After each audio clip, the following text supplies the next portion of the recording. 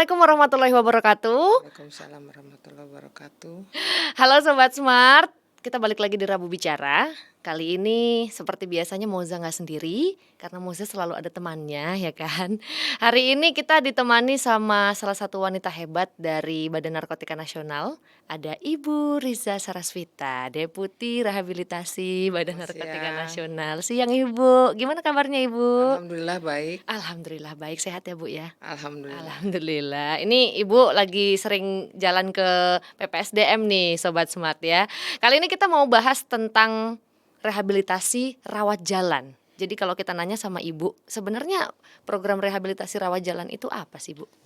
Sama seperti program rehabilitasi yang lain, sebenarnya rehabilitasi rawat jalan adalah salah satu bentuk yang sederhana karena tidak mungkin BNN atau negara itu menyediakan rehabilitasi semuanya rawat inap. Jadi kalau rawat jalan ini artinya orang yang datang itu bisa datang kemudian pulang kembali ke rumahnya sehingga dia tidak lepas daripada tanggung jawab. Kan banyak juga para pengguna atau penyalahguna ini adalah punya backgroundnya adalah seorang pekerja. Dia Betul. tidak mengurangi tanggung jawabnya sebagai seorang pekerja atau dia seorang ibu rumah tangga. Bayangkan Oke. kalau anak-anaknya masih di bawah umur dan dia harus menjalani rawat inap, tentu akan sangat sulit bagi ibu-ibu ini, apalagi kalau dia juga single parent itu. Nah, Jadi Ibu. yang namanya rawat jalan ini menjadi salah satu alternatif untuk mereka-mereka yang masih terikat dengan pekerjaan dan punya support system yang baik di dalam masalah monitoring untuk masalah penyalahgunaannya. Oh gitu Bu. Tapi Ya. kalau klasifikasinya sendiri nih Bu, apakah hanya yang bekerja aja atau siapa aja sih Bu sebenarnya yang bisa mengikuti program rehabilitasi rawat jalan ini? Kita memprioritaskan untuk mereka yang rawat jalan adalah pertama adalah anak-anak di bawah umur. Mhm. Di bawah 18 tahun kan masih sekolah. Iya Bu. Kalau masih sekolah itu kan tentu dia pasti ada kewajiban untuk masuk ya. Kita jangan sampai karena hanya keingin menghentikan pola penyalahgunaannya kemudian menghilangkan semua hal-hal yang baik. Artinya dia juga punya kewajiban sebagai seorang pelajar. Oleh karena itulah mereka yang masih jadi pelajar itu disarankan untuk menjalankan yang namanya rawat jalan. Oke, itu Terus yang tadi tadi pekerja, pelajar. Heeh. terus kemudian juga ibu rumah tangga tadi ya, Mhm. dengan anak-anak yang masih butuh kehadiran ibu. Mhm. Nah, itu yang diprioritaskan diantaranya itu. Yang diprioritaskan antara lain 3 itu ya Sobat Ya. Smart ya. Nah terus kalau pengelolaannya sendiri Bu, itu gimana sih kalau yang rawat jalan ini? Ya sebenarnya rawat jalan ini tidak spesifik, tidak eksklusif dibuat oleh BNN saja tidak. Tapi khusus untuk BNN itu memang kita menyediakan namanya klinik Pratama. Klinik Pratama. Itu ada di 34 provinsi di seluruh Indonesia dan di 173 BNN kabupaten kota. Mhm. Nah, pengelolaannya seperti apa itu mungkin bisa dielaborasi lagi, yang maksudnya gimana? Pengelolaannya di setiap BNNP tuh gimana Bu? Apakah mendaftarnya juga sama? Apakah asesmennya juga sama? Seperti itu Bu? Atau Dibanding beda-beda dibanding sama yang rawat inap gitu? semua basicnya adalah karena basicnya adalah rehabilitasi, Mhm. maka proses screening assessmentnya menggunakan alat atau tools yang sama untuk bisa terjamin kualitasnya. Oh gitu ya Bu ya. Ya, Tapi jadi untuk nanti penentuannya nih Bu, yang rawat inap atau rawat jalan nanti ditentukannya beda lagi gitu ya Bu ya? kan gini, ini kalau rawat jalan Mhm. berarti Mhm. dia biasanya orangnya voluntary, biasanya dia Oke. sukarela. Mhm. Kita sedang mendorong kalau bisa untuk proses tim asesmen terpadu yang Mhm. Mhm. melibatkan dari tim dari pemberantasan Mhm. itu untuk masalah mereka yang terkena dalam kasus-kasus barang bukti dan sebagainya yang di bawah SEMA, Mhm. itu juga kalau kita mencoba untuk menggelorakan, coba deh rekomendasinya juga rawat jalan. Kenapa rawat jalan? Karena di tidak semua provinsi ada rawat inap kan. Oke. Itu sebabnya mengapa kita mendorong supaya penegak hukum juga percaya bahwa rawat jalan ini juga efektif. Dan itu sudah kita buktikan dengan beberapa kali kajian atau studi. Kami selalu mengedepankan ya, kebetulan saya juga sangat hobi dengan yang namanya penelitian. Cuma jangan ditanya angkanya. Kalau angkanya sekarang saya mungkin tidak hafal ya. Tetapi dari hasil penelitian kami itu rawat jalan itu ketika orang tersebut mengikuti sesuai dengan saran rencana terapi, maka yang bersangkutan bisa terjadi perubahan perilaku yang signifikan. Mmm. Mungkin di sini yang saya ingat adalah seperti tahun lalu 2022 itu kami Deputi Bidang Rehabilitasi ditargetkan dalam penetapan kinerjanya adalah 58%. Iya, Bu. Tapi alhamdulillah dari hasil kerja teman-teman di wilayah semua dari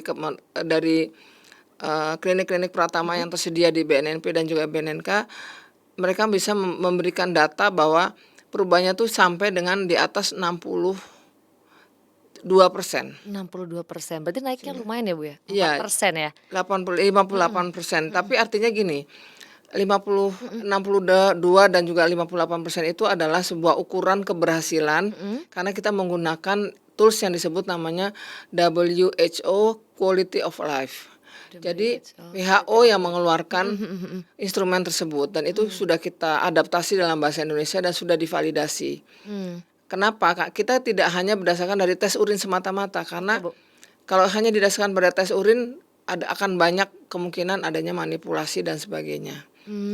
Gitu. Gitu ya, Bu, ya. Berarti emang sudah alatnya juga sudah teruji gitu Teruji ya, Bu, ya. ya. Dan satu lagi tadi untuk Gimana, Mbak? pengelolaan, saya mau nambahkan bahwa sebenarnya bukan hanya BNN yang menyediakan juga rawat jalan.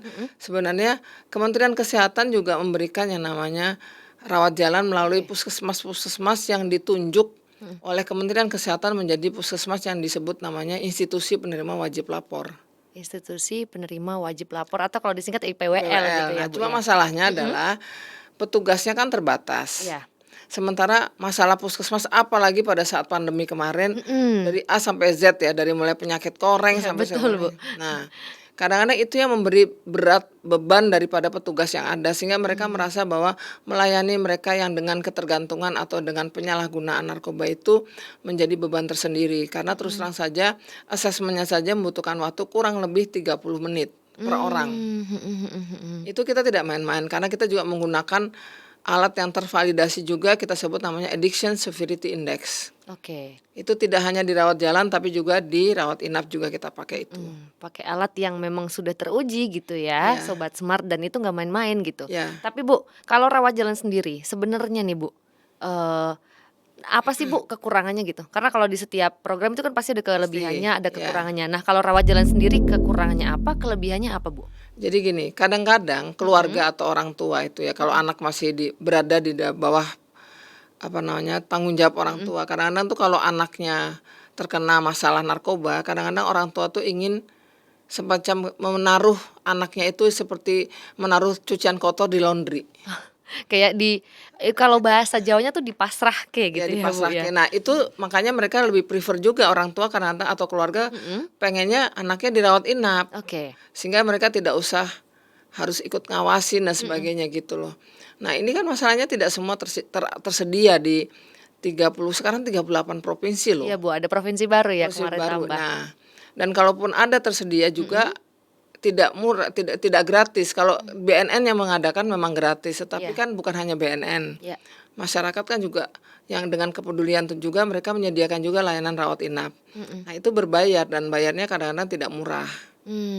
Nah, itu. Jadi kalau rawat jalan apa yang menjadi kekurangannya tadi karena orang tua harus ikut serta di dalam masalah proses pemulihan si anak tersebut. Jadi nggak bisa dia hanya taruh laundry terus kemudian nanti kalau udah selesai sudah ya udah wangi gitu, nggak bisa begitu. Diambil gitu ya Bu ya. Saya ambil ya cucian saya, nggak bisa begitu. Jadi Bapak Ibu sekalian, para keluarga harus turut mengawasi yang bersangkutan, ikut memberi masukan juga kepada kita, Bu, katakanlah atau Mas atau Mbak yang menjadi petugas. Ini kok anak saya katakanlah tidurnya masih kelihatan susah gitu loh. Nanti kita akan coba untuk bantu atasi dengan obat-obatan simptomatik atau obat-obatan sesuai dengan gejala yang dialami oleh si klien. Berarti yang harus di-highlight adalah gini ya Bu ya, bahwa sebenarnya ketika misalnya nanti tadi terjadi di bawah umur gitu Bu, harus masih jadi tanggung jawab orang tua. Orang tua tuh nggak boleh lepas tangan gitu aja gitu ya Bu. Iyalah. Karena kan mereka juga masih tinggal sama orang tua Ya. juga masih tanggung jawab. Rawat jalan ini salah satu hal yang orang tua juga harus memikirkan, kan dia juga masih sekolah gitu ya Bu Ya ya. betul. Dan jangan lupa kan pertanggungjawaban kita sebagai orang tua terhadap anak kan Betul terus dibawa sampai kita udah nggak ada juga. Iya, betul Nah, sekali Bu. maksudnya gitu. Jadi sebenarnya kekuatannya tuh di situ. Rawat jalan tuh adalah sebuah bentuk layanan rehabilitasi yang melibatkan terus partisipasi orang tua atau keluarga sehingga si anak tumbuh dan berkembang bersama dengan orang tuanya. Karena orang tua juga harus tahu bagaimana proses pemulihan. Nanti kalau enggak orang tuanya hanya taunya judgement Oh iya benar. Nggak boleh pada tutup mata gitu ya, Bu, iya, ya? kan mereka kan taunya gitu saja padahal makanya kemarin saya ngomong di latihan ini di Mhm sini di mhm. Lido saya bilang kepada ada beberapa daerah yang sudah sangat peduli kepada kesejahteraan anak sehingga Mhm. ditulis tuh di RT RW-nya tuh ditulis di papannya ditulis Mhm. apakah yakinlah anak Anda sudah berada di rumah pada pukul 22 malam. Itu keren banget bagi saya itu bagian dari pencegahan. Iya betul, Bu. Kalau sudah terlanjur make agak sulit ya, artinya Mhm kita perlu usaha yang lebih mhm. serius. Tapi kalau belum make kan lebih mudah, kan ada bahasanya seperti itu ya, mencegah lebih baik daripada mengobati ya Mengobati. kan. Nah itu keren banget itu. Jadi RT RW-nya keren kalau menurut saya ya. Sudah digalakkan seperti itu ya, Iya, Bu, ya? Nggak cuman pastikan jam bahwa belajar di nah, RT RW ya gitu. pastikan bahwa anak-anak sudah berada di dalam rumah pada Mhm pukul 22 malam. Kenapa demikian Bapak Ibu sekalian? Karena banyak hal ketika energi anak itu masih berlebih, mhm. maka itu kadang-kadang dilampiaskan dengan berbagai hal termasuk tawuran. Iya. Masalahnya tawurannya kalau nggak pakai senjata tajam nggak Nah itu, masalah Bu. ya kan, dengan sajam itu persoalannya. Itu ngeri-ngeri sedap ya. Ya itu dia. Sekarang lagi berseliweran juga, Bu, itu yang kayak gitu beritanya gitu di media Ya, sosial. dan Nah mhm seringkali salah satu yang jadi pemicu mereka jadi beringas dalam mhm. tanda petik, hilang takutnya adalah penggunaan narkoba. Nah, itu juga yang harus diwaspadai. Diingat bahwa tanggung jawab orang tua itu dibawa sampai mati gitu. Jadi Mhm, tidak boleh dilepas begitu saja. iya betul. Nah, ini kan sedang berjalan nih, Bu, pelatihan, training of trainer untuk yang dari provinsi Iya mengenai rehabilitasi dasar pada penyalahgunaan narkotika rawat jalan. Nah, ini iya. tujuannya kegiatan ini tuh apa sih, Bu, sebenarnya? Iya, jadi saya berharap bahwa kami berharap bahwa di wilayah-wilayah itu tersedialah trainer-trainer yang handal, yang pola pikirnya, cara dia menyampaikannya dan sebagainya tidak berkurang atau kalaupun ada deviasi itu Mhm minimal sekali dibandingkan dengan kita-kita yang sudah lama dan juga punya jam terbang panjang lah di dalam hal ini. mhm. Karena kalau tidak begitu nanti percepatan karena kebetulan kan BNN sekarang tagline-nya bukan hanya sekedar war on drugs, speed Betul. up never ever, tapi juga ada acceleration for war on drugs. Nah, betul, Nah, Bu. akselerasi ini nggak akan mungkin tercapai kalau tidak ada bantuan dari teman-teman di wilayah yang sama handalnya dengan kami yang sudah lama-lama. Gitu. Iya, Jadi nanti pokoknya balik ke daerah harus handal dan tujuannya mungkin bisa mengajari yang lain gitu iya juga ya, Bu, betul, ya? betul sebagai trainer. Mhm. Itu sebabnya nanti sertifikat tidak langsung diberikan Karena pada harus saat ada aksinya dulu di ada action daerah ya, plan-nya Bu? dulu, iya. Mhm. Nah, yang membedakan si trainer ini dengan trainer yang lain yang belum belajar apa nih, Bu, kemampuannya? Ya, ini modulnya sudah dibuat dengan sangat apa namanya, dengan sistematis dan Mhm juga melibatkan para widya iswara dari PPSDM, mhm kemudian juga sudah terakreditasi mhm. sehingga bisa dipertanggungjawabkan, isinya dan juga modul apa namanya, step by step-nya. Mhm. Itu yang membedakan dengan yang lain yang belum belajar.